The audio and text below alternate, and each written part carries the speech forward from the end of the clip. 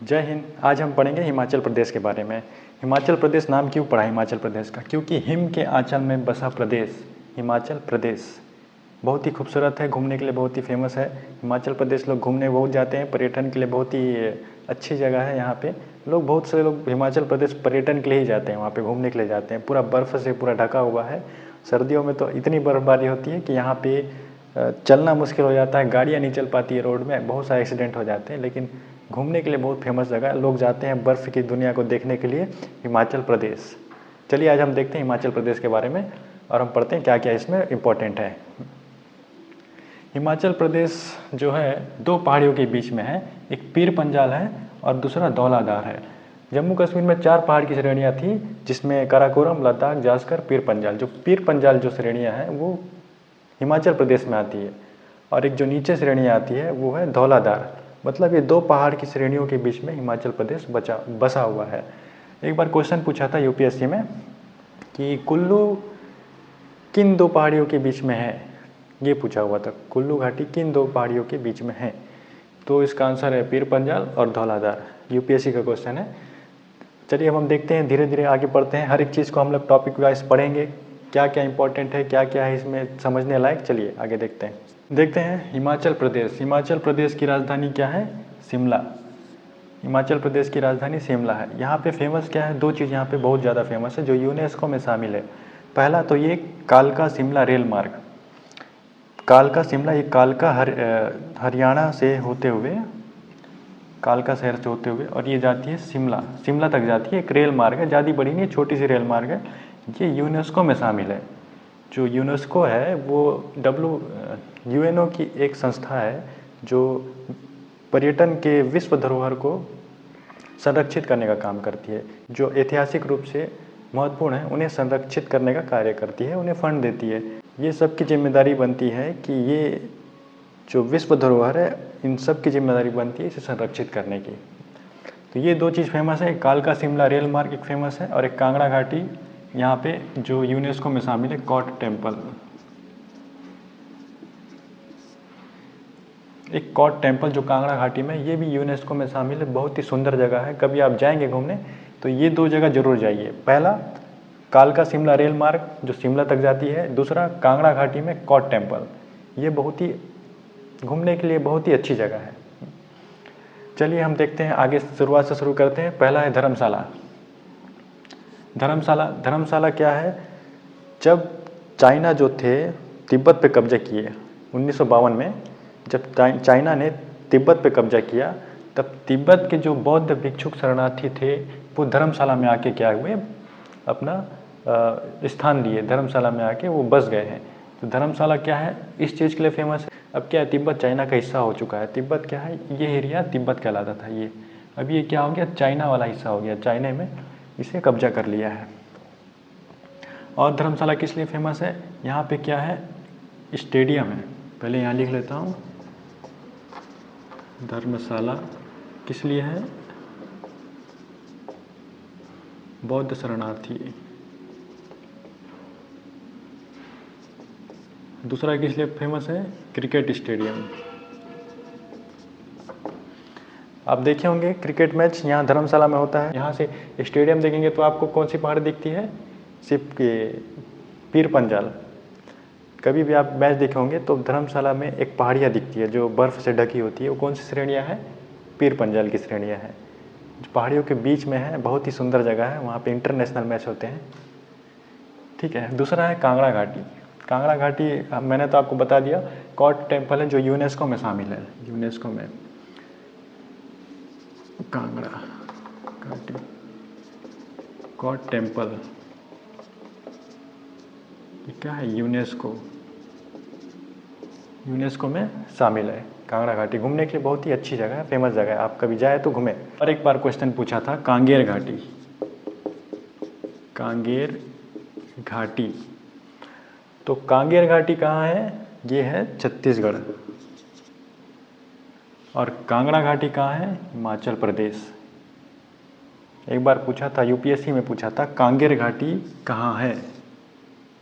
ये है छत्तीसगढ़ में। तीसरा है मनाली। कुल्लू, मनाली, शिमला, शिमला, कुल्लू, मनाली, ये 3 जगह क्या है, बहुत ही फेमस है घूमने के लिए।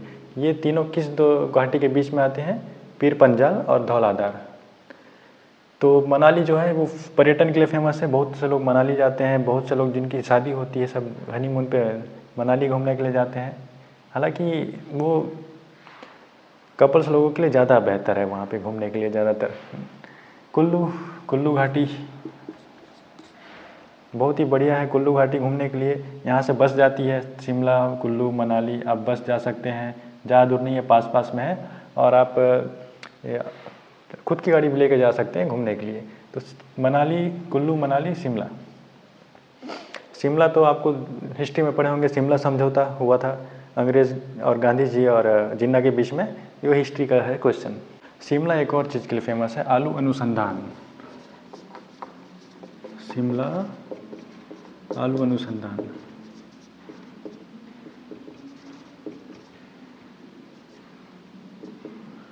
शिमला में आलू अनुसंधान केंद्र है, इसलिए भी ये फेमस है।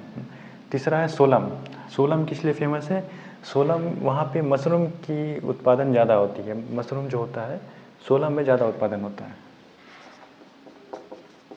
सोलम किस लिए है, मशरूम उत्पादन फेमस है। पूरे शिमला में सबसे ज़्यादा मशरूम कहाँ से होते हैं, सोलम से। बिलासपुर, बिलासपुर एक ज़िला है यहाँ पे, जो यहाँ इस ज़िले में गोविंद सागर झील पाया जाता है। बिलासपुर ज़िले में क्या है, गोविंद सागर झील।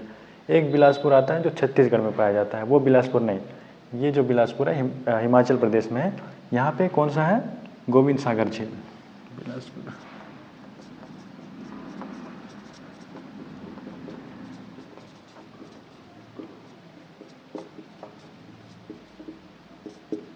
चलिए अब हम देखते हैं नदियों के बारे में। तो हम एक चैप्टर में अलग से पढ़ेंगे, लेकिन फिर भी हम हिमाचल प्रदेश की जो सबसे फेमस नदी है वो सतलज नदी है, जो चाइना में मानसरोवर झील, जो चाइना में जो तिब्बत में था, वो मानसरोवर झील से होते हुए गुजरती है और ये सिपकिला दर्रा के अंदर होते हुए आती है और शिमला के जस्ट ऊपर से ये सतलज नदी बहती है। और ये आते आते ये बिलासपुर ज़िले को बॉर्डर बनाते हुए ये यहाँ पे गोविंद सागर बांध बनाती है, मतलब गोविंद सागर झील बनाती है। गोविंद सागर झील कैसे बनाती है, क्योंकि यहाँ पे पंजाब बॉर्डर में बांध बनाया हुआ है जिसका नाम है भाखड़ा बांध। भाखड़ा बांध, ये बांध है। सतलज नदी पर जो बांध बना है, जो पंजाब बॉर्डर पे और हिमाचल प्रदेश के बॉर्डर पे बना है, उसका नाम है भाखड़ा बांध। ये 2 बांधे हैं, एक बांध नहीं है, ये 2 बांधे हैं। पहला बांध जो है ये भाखड़ा बांध, और कुछ दूर में जब पंजाब में यहाँ पे थोड़ी सी दूर में एक और बांध बना है जिसका नाम है नांगल। भाखड़ा नांगल बांध, भाखड़ा नांगल बांध यहाँ पे इसको एक साथ कह देते हैं, लेकिन 2 अलग अलग जगह में बना है। क्यों बना है, क्योंकि सतलज नदी जो है बहुत ही गहरी नदी है, इसमें क्या है रिस्क खतरा रहता है। जब हमने ये बांध बनाया था तो हमने एक सेफ्टी के लिए एक और यहाँ पे बांध बना दिया, ताकि अगर ये टूट जाए तो ये बांध रहेगा और इसे हम कंट्रोल कर सकते हैं। बहुत ही रिस्क हो जाता है अगर ये बांध ढह गया, अगर यहाँ से पानी आ रहा है, हम लोग यहाँ पे रोक दिए पानी को, ये बांध अगर ढह गया तो पूरा का पूरा पंजाब पूरा ढह जाएगा पानी से। पंजाब में पूरा पानी घुस जाएगा, 3-4 जिला पूरा डुबा देगा पानी। इसीलिए हमने सुरक्षा के लिए एक और यहाँ पे बांध बना दिया जिसका नाम रख दिया नांगल बांध। इसीलिए दोनों को कहा जाता है भाखड़ा नांगल बांध। ठीक है, तो बांध से बिजली कैसे बनती है वो तो अलग ही टॉपिक है, उस पर हम लोग बाद में बात करेंगे। इसे क्या कहा जाता है, बहुउद्देशीय परियोजना, क्योंकि इसमें बहुत से उद्देश्यों की पूर्ति होती है, बहुत से उद्देश्य को हम लोग प्राप्त कर सकते हैं। इसीलिए हमें क्या कहा गया, इसे बहुउद्देशीय परियोजना। क्या क्या उद्देश्य है, जैसे हम जैसे बिजली बना सकते हैं बांध से, यहाँ से हम लोग एक पुल बना सकते हैं, कई सारे wire, telephone wire, tower wire, Jio के जितने भी है हम उसको बिछा सकते हैं, इंटरनेट केबल बिछा सकते हैं, ले जा सकते हैं हम लोग, यहाँ से रेल लाइन बिछा सकते हैं।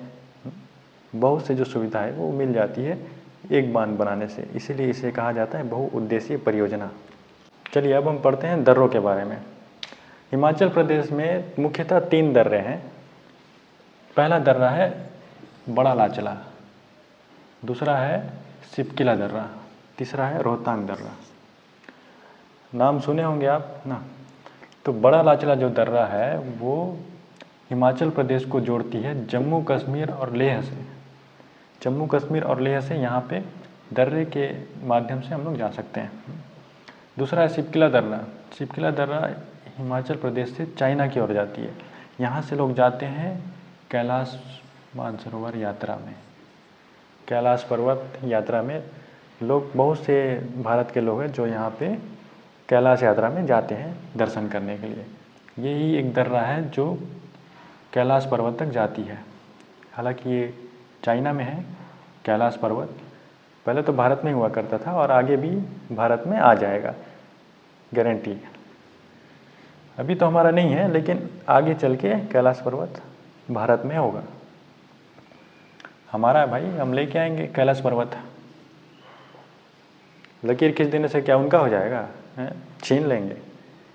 चलिए, सिपकिला दर्रा से कहाँ जाते हैं? कैलाश पर्वत। और सिपकिला दर्रा से मानसरोवर झील से सतलज नदी भी अंदर घुसती है। यही एक रास्ता है सतलज नदी के घुसने का। तीसरा है रोहतांग दर्रा। रोहतांग दर्रा जोड़ती है हिमाचल प्रदेश को पंजाब से। यहाँ से हम पंजाब की ओर एंटर कर सकते हैं। यहाँ से रोड के माध्यम से हम लोग पंजाब घुसते हैं। तो 3 दर्रे हैं जाने के लिए और आने के लिए। यहाँ लिख देता हूँ मैं, बड़ा लाचला, सिपकिला, रोहतांग। बड़ा लाचला जो है जम्मू कश्मीर और लेह को जोड़ती है। सिपकिला जो है चीन को हिमाचल प्रदेश से जोड़ती है और यहीं से जाते हैं कैलाश पर्वत। तीसरा है रोहतांग, ये हिमाचल प्रदेश को पंजाब से जोड़ती है।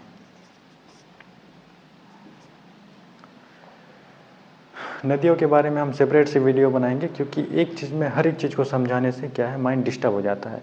इसलिए अगर आप एक सेपरेट चीज़ों को पढ़ेंगे अलग से तो वो ज़्यादा अच्छे से याद होगी दिमाग में। जैसे हम इसमें रोड के बारे में पढ़ लेंगे, नदी के बारे में पढ़ लेंगे, पर्वत के बारे में पढ़ लेंगे, शहर के बारे में पढ़ लेंगे तो पूरा किचकिचा हो जाएगा, पूरा दिमाग पूरा बौखला जाएगा। इसलिए हम क्या है, एक सीक्वेंस से पढ़ेंगे। अभी हम मेन चीज़ों को पढ़ रहे हैं, फिर हम आगे चल के नदियों के बारे में पढ़ेंगे, उसके बाद फिर हम रोड के बारे में पढ़ेंगे, ट्रेन के बारे में पढ़ेंगे, एयरप्लेन के बारे में पढ़ेंगे, बहुत सी चीज़ों के बारे में हम लोग अलग से पढ़ेंगे। तो चलिए, आज का क्लास कैसा लगा? उम्मीद करते हैं आपको पसंद आया होगा। अब हम नेक्स्ट पढ़ेंगे पंजाब के बारे में। पंजाब स्टेट के बारे में हम लोग अगली क्लास में पढ़ेंगे। तब तक के लिए जय हिंद।